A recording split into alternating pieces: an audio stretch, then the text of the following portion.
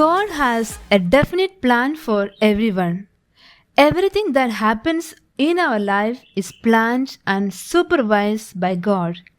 He brings each day with lots of joy and lots of surprises. Sometimes we need to travel crossroads, deep oceans, and furnace of suffering, but God assures you and me, fear not, I am with you. Sister Jecinta SCCG wants to add something to it with a smile on her face.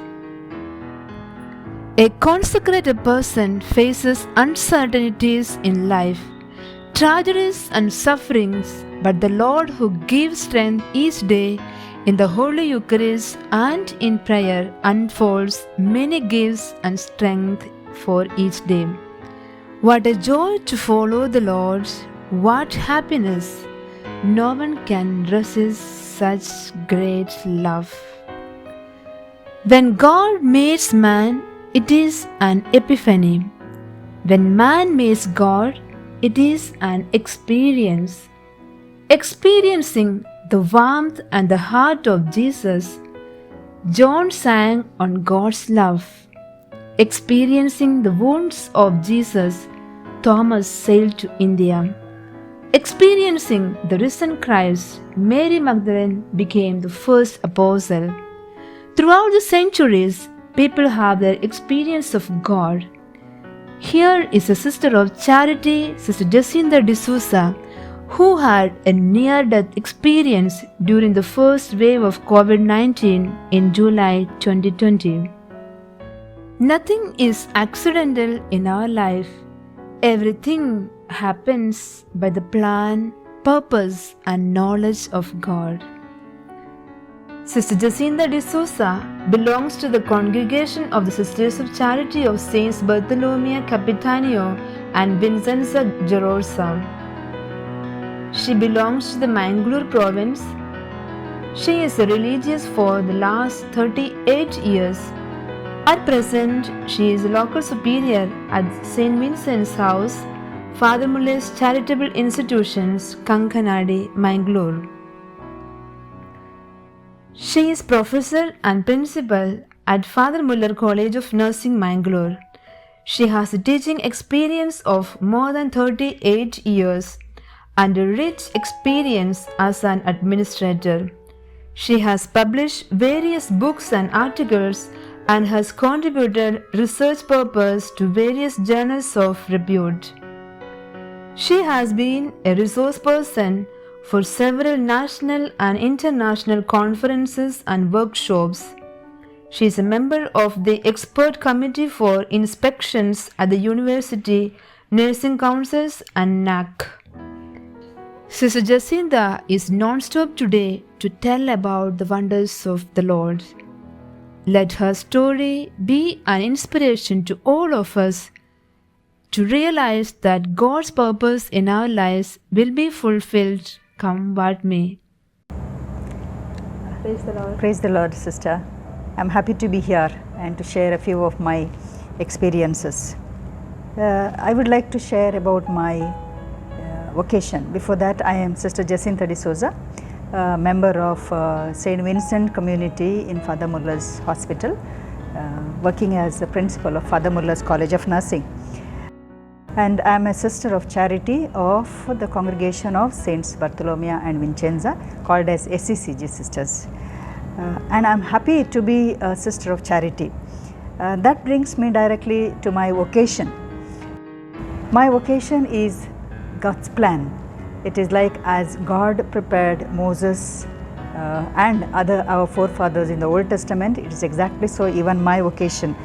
I, being the eldest child in the family, when I was studying 4th standard, my father told me that you stop studying, enough going to school, and then you can look after your younger siblings.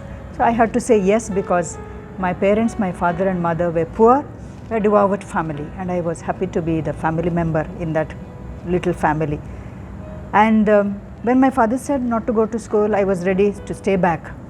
And that is the time when God sent an angel in the form of Sister Rosarita Mendonça, who is a religious sister, came to our house, asked my father, can you send your daughter with us? We will take her and make her to study in Mangalore.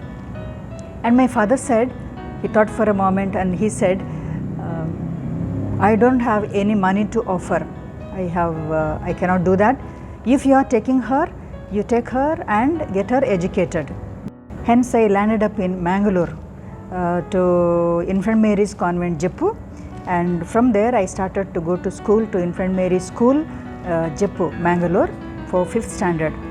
I was rather a good student, studious one, and then teachers and sisters all loved me, they liked me. After studying there in 7th standard, I was shifted to St. Jeroza School, Jeroza, Jeppu, and I was also staying there in the hostel. That is the time when I was so much interested in reading the life story of Bartholomew, who is the founder of the Sisters of Charity. And I tried to follow her. I used to do the little sacrifices that she used to do and imitate her rather following, imitate her, and she really influenced my life. Once when I completed my studies, I came to Hassan and I did my PUC there. I was also a postal in that time, it was called, so I was there studying as well as doing my PUC. And as a result, as I was going through, my family members were very much keen in getting me married and searching for a proposal, and there were few alliances were coming in asking whether I would be getting married, and that's the time I said no, I want to become a religious, I want to become a sister.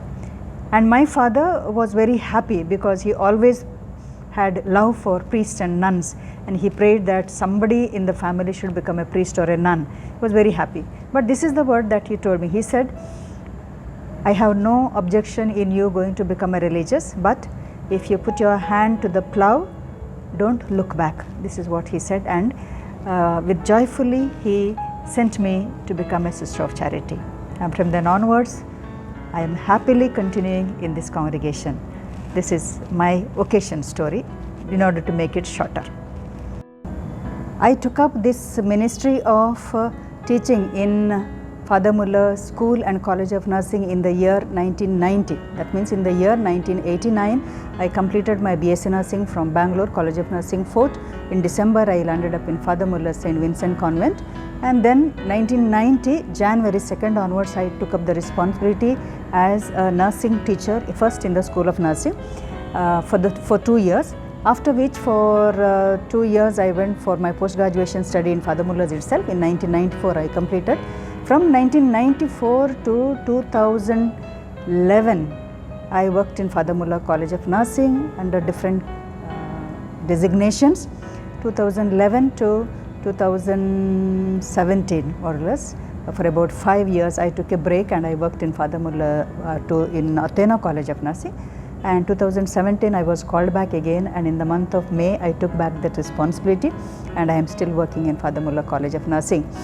And I am proud and happy to say that all that I am today, first I owe to my congregation who trusted me, who helped me, who loved me, who cared for me, and secondly to these institutions of Father Muller's institutions where I have grown specifically academically and in my administrative responsibilities. I am proud of being here.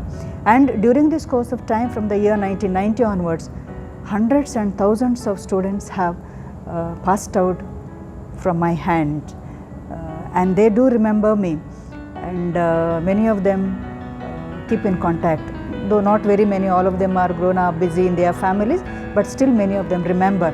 And I got that proof when I was sick, that I had messages from several people saying that they prayed for me. Even now in the college at present, I am having about 400 to 500 students studying. So every year 400 to 500 students are studying in the college, and about 150 to 200 students pass out every year from the College of Nursing. And they are all proud alumni of College of Nursing. They do well all over the world, especially living the values that are taught here in these institutions. Coming to the ongoing COVID-19 pandemic, much has been spoken about it. it has hit the nurses globally and also locally. Many nurses have lost their lives, much more than many nurses have exhausted in taking care of the COVID patients, especially wearing that PPE, personal protective equipment, and then going around taking care of the patients is not an easy job at all. I feel pandemic has taken lives of so many people. At the same time, it has taught ample lessons to people all over the world. Especially, it has taught people to love one another, realize that life is short and we have to live it fully. Yes. My heartfelt desire was to become a bedside nurse. It was a selfish desire in the sense that I knew that teachers have to work day and night, but nurses, whatever is their duty, 7 hours or 8 hours of duty, with that they are over, after that they are free.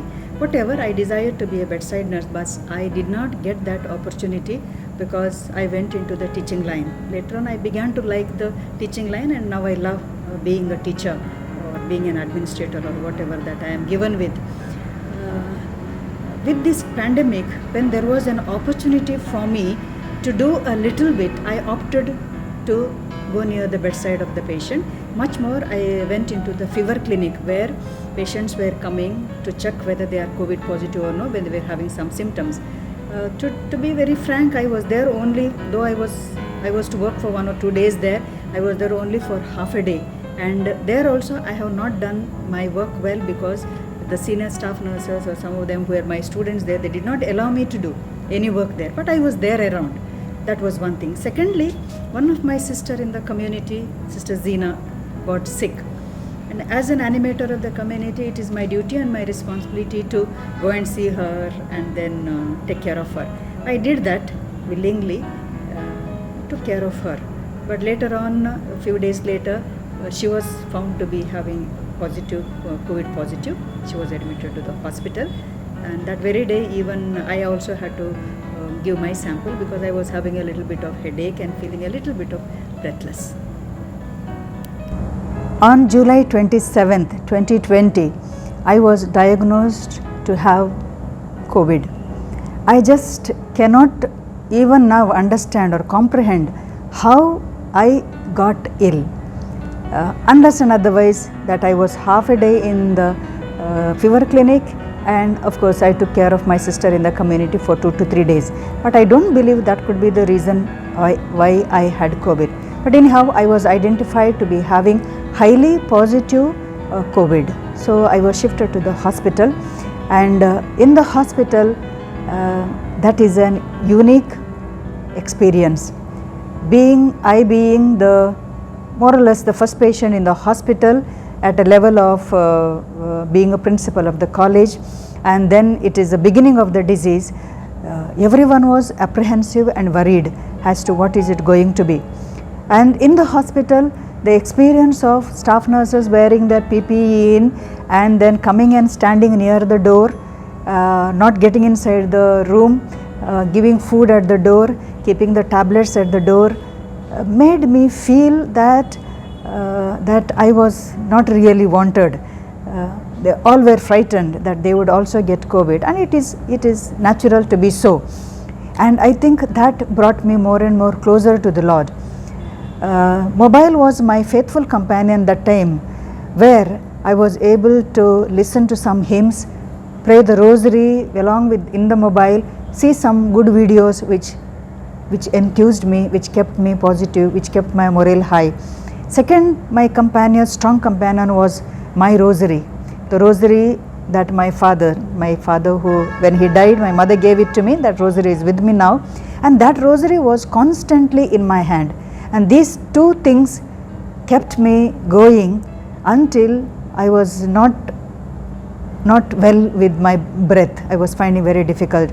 And later on, doctors identified that my lungs were very poor, and I needed more of assistance. They shifted me into intensive care unit. In the intensive care unit, I was isolated in the sense I was unaware of whether it is day or night. What is the time, I was not knowing. I was like a baby in the hand of the nurses there. They did everything for me.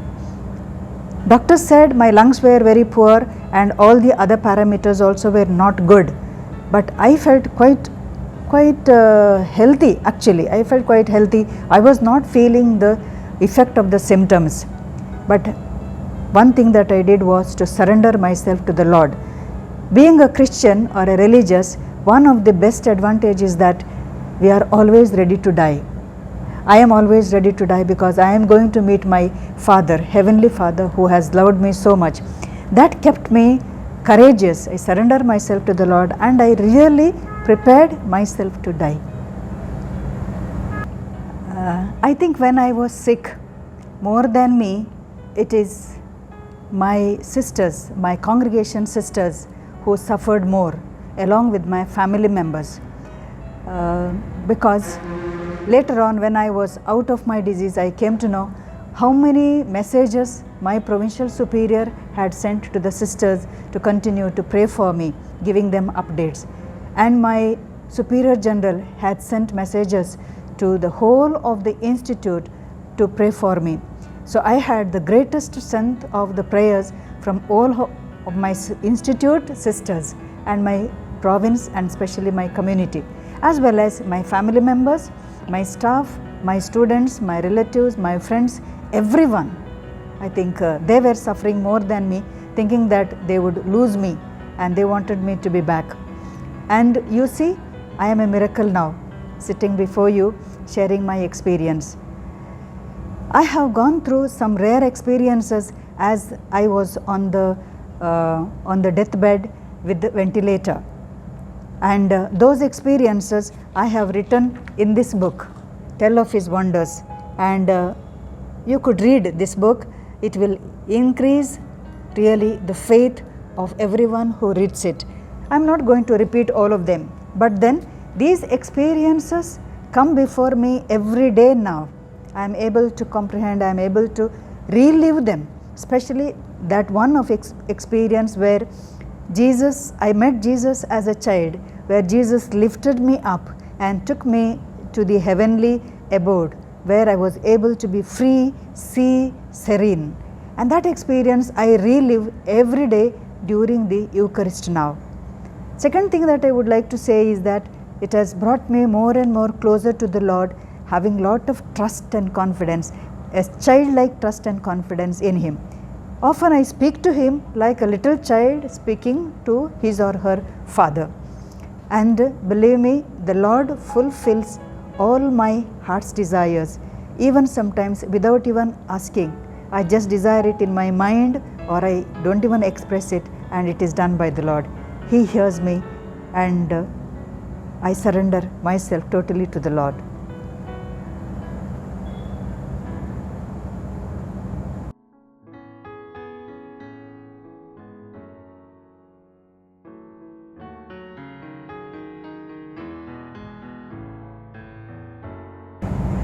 I would like to share one of that experiences which I even cherish now, and that is the experience of heaven. When I was sick, this is what I felt. I went into a large open space full of scent, sweet scent, music, and a calm and a quiet place. I was just walking like a little child, looking this side, that side, jumping and going about without even being bothered, without even having any fear. It was a vast open space. And I went in. As I was going up at a certain particular place, I saw a foot, leg. I saw a leg, a big leg. Comparing to me, I was a child, a big leg, like a human being's big leg, with the toe having a fiery appearance. With the toe having a fiery appearance. I saw it. When I saw it, I looked up, and it was Jesus. And Jesus lifted me up. He was wearing a white robe and shining. He lifted me up. He lifted me up and tossed me up and down, put me on His shoulder, and He carried me. I began to play on Him. He carried me. He carried me to a certain extent, quite far. We walked together. He carried me. I was kissing Him, and He was cuddling me. that is why we went forward. As I went forward, I was able to see all these angels, Mother Mary, martyrs, saints, all those whom we adore, as a vast ambience of people being there. This is what I really remember. Jesus kept me down there, and Jesus, without paying any attention to Jesus, I went on talking to everyone, talking to them, touching them, caressing them. Some of them held me close to them, kissed me, and I was going and getting the attention of everyone who was there. I was also able to see my own father, who was no more. My mother died later on. My father, my relatives, I was able to see few of them, and I was doing that. I was quite comfortable, quite happy, quite peaceful, not bothered about anything. But I knew that I have lost something. This is what I realized later on. I was not able to get into a particular place where I felt it was blocked, and I was not able to go further. When I have done all these things, once again Jesus came in. I was running around here and there. Jesus came in. He lifted me up once again, and we walked down for a little place, and then he said, now you go back. Okay, you can come once again later. Now you go back. He let me down where the particular place where he picked me up, he let me down, and I walked down. This much is that memory that I have even today.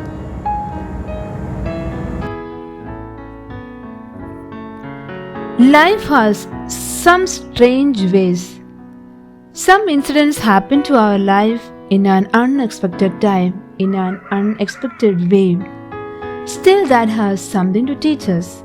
It may leave us a scar, but it will certainly give a beautiful experience of learning something very, very new.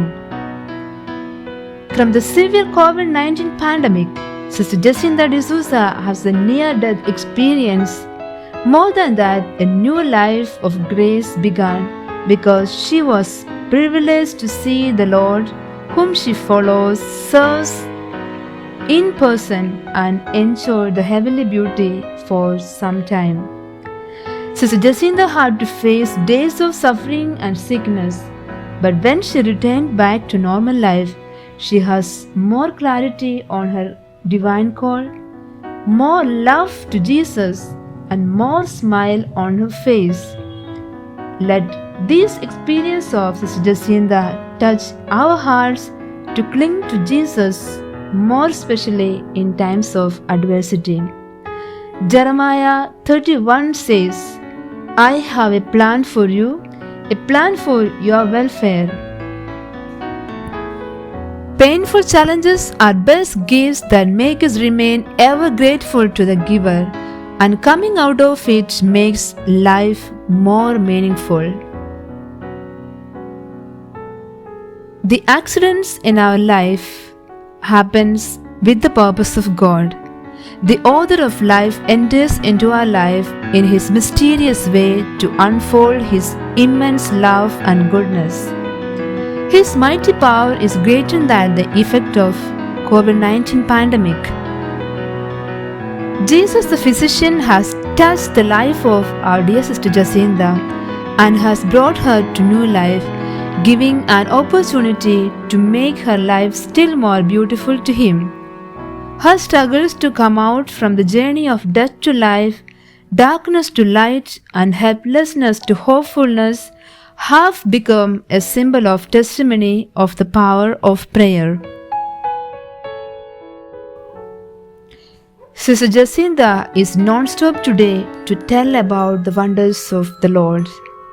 Let her story be an inspiration to all of us to realize that God's purpose in our lives will be fulfilled, come what may. Thank you.